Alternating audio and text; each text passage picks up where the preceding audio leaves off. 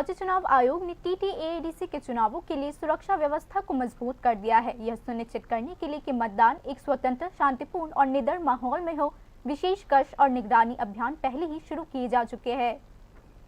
अब बस कुछ ही दिनों में टीटीएडीसी के चुनाव होने वाले हैं। राज्य चुनाव आयोग इस महत्वपूर्ण चुनाव के दौरान किसी भी अप्रिय घटना को रोकने और यह सुनिश्चित करने के खास मकसद से व्यापक तैयारियां कर रही है कि आम मतदाता बिना किसी डर और अपनी मर्जी से अपने मत अधिकार का प्रयोग कर सके। चुनाव से पहले एडीसी क्षेत्रों के अलग अलग हिस्सों में विशेष गश्त की जा रही है। স্যার, আজকে মূলত কিসের উপর ভিত্তি করে এই অভিযান চালানো হয়েছে, কি বলবেন? আজকে আমরা শান্তির বাজার থানা এবং পাতারখালী থানার যৌথ উদ্যোগে শান্তির বাজার থানা এলাকাকে এডিসি নির্বাচন 2026কে সুষ্ঠু এবং সুন্দরভাবে সম্পন্ন করার লক্ষ্যে এলাকার আইন শৃঙ্খলা বজায় রাখার স্বার্থে আমরা এই মোবাইল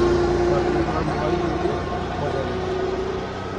আজকে কোন কোন জায়গায় নাইট পেট্রোলিং করা হয়েছে? আজকে শান্তির বাজার থানার এলাকা এবং পাতারখালী থানার এলাকাতে আমরা এই পেট্রোলিং শুরু করেছি, মানুষ যাতে নির্ভয়ে নিশ্চিন্তে ভোট দিতে পারে, এলাকাতে যাতে শান্তি এবং শৃঙ্খলা বজায় থাকে তার।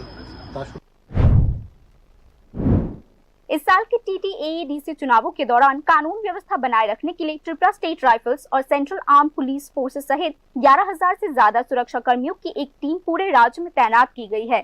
मौजूदा टीटीएडीसी चुनावों के लिए टोटल 1257 मतदान केंद्र की पहचान की गई है। इनमें से 311 सेंटर्स को हाई रिस्क, 693 को सेंसिटिव और 253 को सामान्य श्रेणी में रखा गया है। सुरक्षा उपायों को हर खास श्रेणी के मतदाता केंद्र के हिसाब से तैयार किया गया है ताकि यह सुनिश्चित हो सके कि मतदान प्रक्रिया किसी भी रुकावट के बिना पूरा हो सके।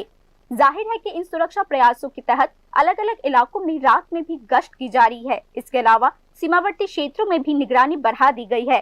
चुनाव प्रक्रिया को सुचारू रूप से चलाने के लिए किसी भी अवैध घुसपैठ या गैर कानूनी गतिविधियों को रोकने के मकसद से बीएसएफ के साथ तालमेल को और मजबूत किया गया है।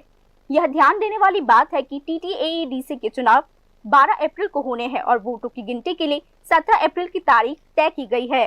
Bureau report, news now.